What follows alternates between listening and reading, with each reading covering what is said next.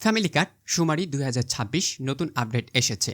এই আপডেটে আপনি জানতে পারবেন ওয়েটিং লিস্ট ও রিজার্ভ লিস্টের তাদের কাজ কী, প্রশিক্ষণ আপনি কোথায় করবেন, মূল কাজ কী এবং সম্মানী পাওয়ার কী কী শর্ত রয়েছে। আবারও বলছি, এই ভিডিওর মাধ্যমে আপনি জানতে পারবেন কারা প্রশিক্ষণ বা ট্রেনিং পাবেন, প্রশিক্ষণটি বা ট্রেনিং আপনি কোথায় পাবেন, যারা ওয়েটিং বা রিজার্ভ লিস্টে আছেন তাদের কী কাজ রয়েছে, তাদের কোনো সুযোগ সুবিধা আছে কি না এবং আপনি কোথায় ট্রেনিং করবেন বা কীভাবে ট্রেনিংটি নেবেন। তারপরে আমরা আলোচনা করব ট্রেনিং ভাতা বা পকেট মানি নিয়ে। কারা ট্রেনিং ভাতা বা পকেট মানি পাবে সেই বিষয়গুলো নিয়ে বিস্তারিত আলোচনা করব এবং সর্বশেষ আপনাকে জানিয়ে দেব সকল তথ্য আপনি কোথায় পাবেন। সো ভিউয়ার, আশা করছি আপনি এই ভিডিওটি শুরু থেকে শেষ অবধি দেখবেন। যদি চ্যানেলে নতুন হয়ে থাকেন তাহলে অবশ্যই চ্যানেলটি সাবস্ক্রাইব করে দেবেন, আর ফেসবুক থেকে দেখলে অবশ্যই ফেসবুকটি ফলো করে দেবেন, আর ভিডিওটি বন্ধুদের সাথে অবশ্যই বেশি বেশি শেয়ার করে দিন যাতে করে তারা সকল তথ্য সবার আগে জানতে পারে এবং একটি নিশ্চিত কাজ সঠিকভাবে করতে পারে। তাহলে চলুন আমরা ভিডিওটি শুরু থেকে শুরু করি। ওকে, এখানে দেখতে পাচ্ছেন ফ্যামিলি কার্ড শুমারি ২০২৬। সো যারা ফ্যামিলি কার্ড ২০২৬-এ আবেদন করেছেন তথ্য সংরক্ষণকারী এবং সুপারভাইজার হিসাবে তাদের কী কী কাজ রয়েছে, এবং যারা ওয়েটিং লিস্টে রয়েছেন এবং রিজার্ভ লিস্টে রয়েছেন তাদের কী কী কাজ রয়েছে, প্রশিক্ষণ আপনি কোথায় করবেন, মূল কাজ কী আপনার এবং সম্মানী বা পকেট মানি আপনি কত পাবেন, এই সকল বিষয় নিয়ে আমরা বিস্তারিত আলোচনা করব। ঠিক আছে, আশা করি ভিডিওটি আপনি শুরু থেকে শেষ অবধি দেখার ট্রাই করবেন। তাহলে চলুন, এখন কথা হচ্ছে, প্রথমে কথা বলবো সেটি হচ্ছে প্রশিক্ষণ এবং ট্রেনিং নিয়ে। সো এখন অনেকেই প্রশ্ন করতে পারেন যে প্রশিক্ষণ বা ট্রেনিং কারা করবেন, কারা সুযোগ পাবেন। সো এখানে প্রশ্ন হচ্ছে কারা, তাই তো? সো এখন দেখেন, যারা কি হয়েছেন সুপারভাইজার এবং তথ্য সংরক্ষণকারী হিসাবে কি হয়েছেন, নিয়োগপ্রাপ্ত হয়েছেন, অর্থাৎ যারা পরীক্ষায় উত্তীর্ণ হয়েছেন, নিয়োজিত হয়েছেন বা পরীক্ষায় উত্তীর্ণ হয়েছেন, তারা প্রশিক্ষণ আর ট্রেনিংয়ের জন্য সুযোগ পাবেন। সো আবারও বলছি, যারা পরীক্ষায় উত্তীর্ণ হয়েছেন ভাইবা পরীক্ষায়, তথ্য সংরক্ষণকারী এবং হচ্ছে সুপারভাইজার যারা উত্তীর্ণ হয়েছেন তারা প্রশিক্ষণ পাবেন এবং ট্রেনিং পাবেন। অর্থাৎ প্রশিক্ষণ ট্রেনিং আপনাকে যে কোনো একটা দেওয়া হবে। অর্থাৎ আপনি ভাবতে পারেন প্রশিক্ষণ কী আবার ট্রেনিং কী। সো এই বিষয়টা একই জিনিস, প্রশিক্ষণ এবং ট্রেনিং একটাই জিনিস। সো অনেকে অনেক কিছু মনে করতে পারে, সো আমি এই দুটি বিষয় একত্রে এই জন্য লিখে ফেলেছি। সো এখন কথা হচ্ছে, যারা তথ্য সংরক্ষণকারী আর সুপারভাইজার আছেন তাদেরকে প্রশিক্ষণ দেওয়া হবে। এই প্রশিক্ষণটি আপনি যদি না করেন তাহলে আপনার পরিবর্তে যাদের সুযোগ দেওয়া হবে তাদেরও কিন্তু আরও বিভিন্ন ধরনের সুযোগ রয়েছে। এখন প্রশিক্ষণটি আপনি কোথায় করবেন এই বিষয় নিয়ে বিস্তারিত আলোচনা করব। তাহলে যদি আপনাকে দেখিয়ে দেই যারা ওয়েটিং লিস্টে রয়েছে বা রিজার্ভ লিস্টে রয়েছে তাদের কাজ কি, এই কথাটা আগে পরিষ্কার করে ক্লিয়ার করে দিই। যারা ওয়েটিং লিস্টে রয়েছেন বা রিজার্ভ লিস্টে রয়েছেন তাদের কাজ হচ্ছে কি, ধরুন আপনি নিয়োজিত হয়েছেন বা নিয়োগ পেয়েছেন। আবারও বলছি, আপনি নিয়োজিত হয়েছেন বা নিয়োগ পেয়েছেন। সো আপনি নিয়োগ পাওয়ার পর দেখা গেছে আপনার পরিবারে বা পারিবারিক সমস্যার কারণে আপনি ট্রেনিং করতে পারছেন না, বা আপনাকে ট্রেনিং করার জন্য কল করা হয়েছে, সেই কলটি আপনি রিসিভ করতে পারেননি কোনো কারণে। ঠিক আছে, সো এখন দেখা গেল যখন আপনি ট্রেনিং করার জন্য রিসিভ করতে পারেননি কলটি, তখন আপনাকে আর তারা যোগাযোগ করবে না, অথবা যোগাযোগ করলে আপনি হয়তো বা বিভিন্ন সমস্যার কারণ দেখিয়ে বলবেন যে আমি করতে পারছি না। তখন দেখা যাবে যারা ওয়েটিং লিস্টে আছে অথবা রিজার্ভে আছে তাদের কিন্তু তারা সুযোগ দেবে। অর্থাৎ যারা ওয়েটিং এবং রিজার্ভ লিস্টে থাকবে তাদের সুযোগ পাবে কি, ট্রেনিং করার। সো এরাও কিন্তু সুযোগ পাবে ট্রেনিং করার। সো তার মানে বোঝা যাচ্ছে ট্রেনিং কারা করতে পারবেন, যারা নিয়োগপ্রাপ্ত হয়েছেন তারা ট্রেনিং করতে পারবেন, যারা ওয়েটিং লিস্টে আছেন তারাও রিজার্ভ ট্রেনিং করতে পারবেন, এবং যারা রিজার্ভে আছেন তারাও কিন্তু ট্রেনিং করতে পারবেন। এখানে মনে রাখতে হবে রিজার্ভ জিনিসটা আলাদা, ওয়েটিং জিনিসটা এখানে আলাদা। ওয়েটিং হচ্ছে যারা রিজার্ভের পরে, ঠিক আছে, রিজার্ভ তো একবারে রিজার্ভ যাদের নিয়োগপ্রাপ্ত হয়েছে তাদের পরের লিস্টে হচ্ছে রিজার্ভ। ঠিক আছে, এখন রিজার্ভ থেকে যখন ওই শূন্যতা কাভার করা সম্ভব হবে না তখন তারা ওয়েটিং লিস্টটা কী করবে, জারি করবে। আবারও বলছি, নিয়োগ যারা পেয়েছেন, সো নিয়োগ যারা পেয়েছেন তারা তো সরাসরি ট্রেনিংয়ে সুযোগ পাচ্ছেন।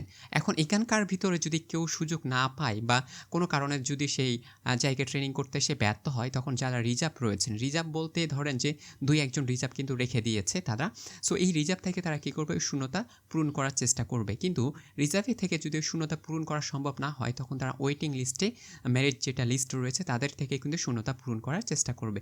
তার মানে ওভারঅল আমরা বুঝতে পারলাম এখানে কি করলাম, সর্বোপরি আমরা বলতে পারি সেটা হচ্ছে যারা ওয়েটিং লিস্টে আছেন তারাও ট্রেনিং করবেন, রিজার্ভ লিস্টে যারা আছেন তারাও ট্রেনিং করবেন, এবং যারা নিয়োগপ্রাপ্ত হয়েছেন তারাও ট্রেনিং করবেন। তার মানে সকলকে ট্রেনিং করার সুযোগটা দেওয়া হবে। তবে মাঠ পর্যায়ে কাজ করার সুযোগ কিন্তু সকলে পাবেন না। যতক্ষণ নিয়োগপ্রাপ্ত ব্যক্তি সশরীরে সেখানে উপস্থিত থাকবেন ততক্ষণ কিন্তু আপনি ওয়েটিং লিস্টে যারা রয়েছেন তারা সুযোগ পাবেন না, এবং যারা রিজার্ভে রয়েছেন তারাও কিন্তু সুযোগ পাবে না। তাহলে কথাটা হইল কি, আপনি শুধুমাত্র ট্রেনিংটা পাবেন, ট্রেনিং আপনাকে দেওয়া হবে, ট্রেনিং নিয়ে আপনি বসে থাকবেন না, হতাশ হওয়ার কোনো কিছু নেই। যদি অনেকেই থাকবে যে নিয়োগপ্রাপ্ত হয়েছে কিন্তু কোনো কারণে কাজটি করতে পারছে না, তখন কিন্তু আপনাকে সেই সুযোগটা দেওয়া হবে। এইজন্য আপনাকে কিন্তু ট্রেনিং করানো হয়ে থাকবে, ঠিক আছে? সো আশা করি আপনি ট্রেনিং করে এবং সুযোগটা নিবেন। ধরেন ট্রেনিং করেছেন কোনো কিন্তু সুযোগটা পাননি, তাতেও ব্যর্থ হবেন না। পরবর্তীতে যদি কোনো কাজ করার সুযোগ আসে সমাজসেবা অধিদপ্তরে বা সরকারি এরকম কোনো কাজ করার, তাহলে কিন্তু আপনার ট্রেনিংটা নেওয়া থাকলো, তখন কিন্তু আপনার জন্য আরও ভালো হলো। পরবর্তীতে আপনি এরকম আরও সুযোগ পেতে পারেন। আশা করি এতটুকু তথ্য বুঝতে পেরেছেন। সো কোথায় এবং কিভাবে প্রশিক্ষণ নেবেন? আপনি কোথায় এবং কিভাবে প্রশিক্ষণ নেবেন? দেখেন, আপনি যে উপজেলার অন্তর্গত রয়েছেন, উপজেলার যে অন্তর্গত রয়েছেন সেখানে আপনাকে ট্রেনিংটা দেওয়া হবে। আবারও বলছি, কোথায় নেবেন? উপজেলাতে নেওয়া হবে। কিভাবে নেবেন সেটি বলে দিচ্ছি। দেখেন, আপনি উপজেলায়, আপনার প্রত্যেকের নিজস্ব উপজেলা রয়েছে। আপনি যেই বিভাগে হন না কেন, যে জেলার অন্তর্গত হন না কেন, আপনার প্রত্যেকের উপজেলা রয়েছে। এই উপজেলায় সমাজসেবা অধিদপ্তর রয়েছে, তার আন্ডারে আপনাকে ট্রেনিং দেওয়া হবে। সো ট্রেনিং আপনি কারা পাবেন? ওয়েটিং লিস্ট, রিজার্ভ লিস্ট এবং যারা নিয়োগপ্রাপ্ত হয়েছেন তারা প্রত্যেকেই ট্রেনিং পাবেন। সো বলে দিলাম উপজেলায় ট্রেনিং দেওয়া হবে।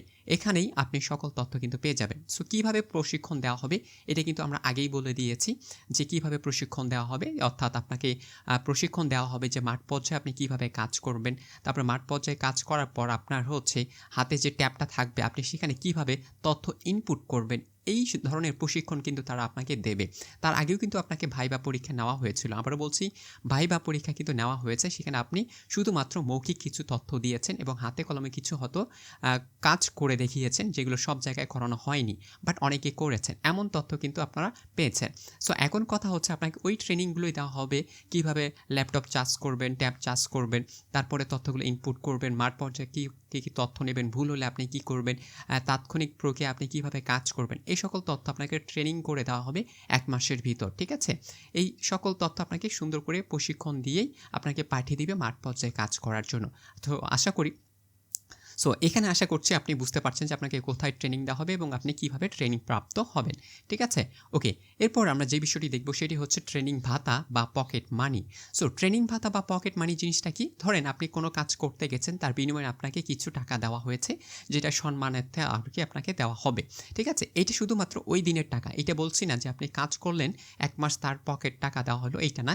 শুধুমাত্র আপনি ট্রেনিং করবেন, ওই ট্রেনিংয়ের যতটুকু প্রয়োজন দেওয়ার ততটুকু ভাতা আপনাকে দেবে। হয়তো দুপুরে খাবার দিতে পারে, অথবা 100 থেকে 200 টাকা দিতে পারে, 300 টাকা দিতে পারে, 500 টাকা দিতে পারে।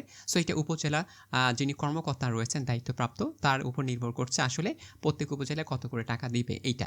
সো অনেকেই দূরে থেকে আসবেন, ঠিক আছে? খাবার খেয়েও আসতে পারেন, না খেয়েও আসতে পারেন। সো তাদের জন্য একটা ভালো ব্যবস্থা থাকবে, যেহেতু এটা সরকারি কাজ। সো আশা করি আপনারা বুঝতে পারছেন। সো ট্রেনিং ভাতার জিনিসটা হচ্ছে এখন এরকমই। সো ট্রেনিং ভাতাটা কারা পাবেন? যারা নিয়োগপ্রাপ্ত হয়েছেন তারা পাবেন, যারা ওয়েটিং লিস্টে রয়েছেন তারা পাবেন, এবং যারা হচ্ছে রিজার্ভে রয়েছেন তারাও পাবেন। সো ট্রেনিং ভাতা শুধু টাকাটা আপনারা সবাই পাবেন, ঠিক আছে? ট্রেনিং ভাতার টাকাটা শুধু সবাই পাবেন, যারা ওয়েটিংয়ে রয়েছেন তারাও পাবেন, যারা রিজার্ভে রয়েছেন তারাও পাবেন, এবং যারা নিয়োগপ্রাপ্ত হয়েছেন তারাও পাবেন। অর্থাৎ আপনাকে যতদিন ট্রেনিং দেওয়া হবে ততদিনের ট্রেনিং ভাতাটা আপনি পাচ্ছেন এবং পকেট মানিও পাচ্ছেন, ঠিক আছে? সো এখন ট্রেনিং ভাতা জিনিসটা আরও কি, ধরেন দুপুরে খাবারটুকু পাবেন, অথবা দুপুরে খাবারটুকু পাবেন, অবশ্যই দুপুরে খাবার দেওয়া হবে, এবং সাথে আপনাকে হয়তো 100 থেকে 200 টাকা দিতে হতে পারে, বা 300 টাকা বা তারও প্লাস টাকা আপনাকে দিবে যে যাতায়াত খরচের জন্য, ঠিক আছে? এটা যতদিন ট্রেনিং দেওয়া হবে আপনাকে, ততদিনের টাকা আপনাকে প্রতিদিন পার ডে আপনাকে দেওয়া হবে। আশা করি আপনারা বুঝতে পারছেন। তাহলে আপনার মনে রাখতে হবে, পার ডে আপনি 300 টাকা করে পাচ্ছেন, প্লাস দুপুরে খাবারটুকু থাকছে। এইভাবে আপনাকে ট্রেনিং দেওয়া হবে এবং আপনার ভাতা এবং পকেট মানিটা বুঝিয়ে দেওয়া হবে। সো এগুলো আপনারা কিন্তু প্রত্যেকেই পাবেন। আবারও বলছি, যারা নিয়োগপ্রাপ্ত হবেন, ওয়েটিং লিস্ট এবং যারা রিজার্ভে আছেন তারা কিন্তু সকলেই এই টাকাটা পেয়ে যাবেন, ঠিক আছে? তার মানে যদি আপনি টাকাটা পান, তার কথা হচ্ছে ট্রেনিং ভাতা কি, আর যারা হচ্ছে ট্রেনিং নেবে তারা কি অবশ্যই ওই যে যেটা 1 মাস শেষে 20,000 বা 25,000 টাকার মতো আসবে আনুমানিক, এই টাকাটা কিন্তু তারা পাবে না। শুধুমাত্র যারা কাজ করবে, যারা সরকারি কাজে অংশগ্রহণ করবে, শুধুমাত্র তাদেরকে এই টাকাটা দেওয়া হবে। আবারও বলছি, শুধুমাত্র যারা সরকারি কাজে একেবারেই কাজ করবে সরাসরি, শুধুমাত্র তারাই টাকাটা পাবে হচ্ছে 20 থেকে 25,000 টাকার মতো, অথবা তারও বেশি হতে পারে, এটা এখনও প্রকাশ করা হয়নি। তো মনে রাখতে হবে, ট্রেনিং ভাতা আপনারা সকলেই পাবেন, কিন্তু সরকারি যে বেতনভুক্ত টাকাটা পাবেন এটা অস্থায়ী একটা কাজ। সো এই টাকাটা শুধুমাত্র যারা নিয়োগপ্রাপ্ত হয়েছেন শুধুমাত্র তারাই পাবেন, ঠিক আছে? ওকে। সো সো এখন সবচেয়ে সর্বোচ্চ কথা অনেকেই জিজ্ঞেস করেছেন যে সকল তথ্য আমরা কোথায় পাবো, কবে ট্রেনিং হবে এই তথ্যটা আমরা কিভাবে জানবো, কবে আমরা ডাক পাবো এই বিষয়গুলো। আসলে দেখেন সকল তথ্য আপনাকে দেওয়া হবে, সেটি হচ্ছে আমি প্রত্যেকেই উপজেলায় যোগাযোগ করতে বলেছি, ঠিক আছে? উপজেলা আপনার যে উপজেলায় আছে আপনি সেখানে যোগাযোগ করবেন, সেখানে নিয়মিত কমিউনিকেশন রাখুন, তাহলে বুঝতে পারবেন যে আপনি কিভাবে কোথায় কি করবেন, সেখানে আপনাকে বলে দিবে। এছাড়াও নেটে যদি আপনি খোঁজ করেন দেখবেন যে ফ্যামিলি কার্ড সুমারি নির্দেশিকা কিন্তু প্রকাশ করা হয়েছে, ঠিক আছে? এছাড়াও আমি কিছু উদাহরণ দেখাবো যে কী কোথায় আছে, কোথায় গেলে আপনি এই সকল তথ্য পাবেন, এগুলো কিন্তু ওয়েবসাইটে দেওয়া আছে। এই সকল ওয়েবসাইটে ঘাটাঘাটি করবেন বা আপনার যে উপজেলা রয়েছে ওই উপজেলার নোটিশ বোর্ডে আপনি খেয়াল করবেন, তাহলে সকল তথ্য আপনি পেয়ে যাবেন যে কবে ট্রেনিং করা হবে, ট্রেনিংয়ে কী করতে হবে, কবে আসতে হবে, ট্রেনিংয়ে কী পড়ে আসতে হবে বা কী পাবেন, সকল তথ্য তারা কিন্তু নির্দেশিকা আকারে তারা প্রকাশ করে দেবে উপজেলায় নোটিশ বোর্ডে। সো আপনি সেখান থেকে এই তথ্যগুলো কালেক্ট করে নেবেন, ঠিক আছে? এবার চলুন আমি আপনাকে দেখিয়ে দেই সরাসরি যে আপনি কীভাবে বুঝবেন যে এই তথ্যগুলো সেখানে তারা প্রকাশ করবে এবং আপনি সেগুলো বিশ্বাস করবেন। সো তাহলে চলুন আমরা একটু দেখি।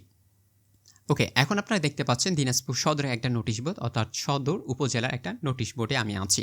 এই নোটিশ বোর্ডে আপনি দেখতে পাচ্ছেন অনেকগুলো যারা নিয়োগপ্রাপ্ত হয়েছেন তথ্য সংরক্ষণকারী এবং হচ্ছে সুপারভাইজার হিসেবে, তাদের কিন্তু তথ্য তারা কী করেছে প্রকাশ করে দিয়েছে। দেখেন 119 জন সুযোগ পেয়েছে, রিজার্ভে আছে 12 জন এবং হচ্ছে মোটামুটি হচ্ছে কি 131 জন আছে।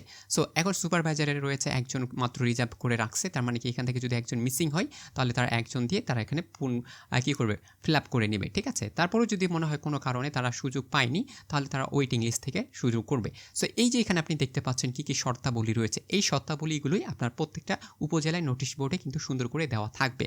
আপনি এই শর্তাবলীগুলো পড়ে আপনার কার্যক্রমগুলো শুরু করবেন যে তারা কী করতে বলেছে। অবশ্যই এই নোটিশ বোর্ড আপনাকে ফলো করতে হবে।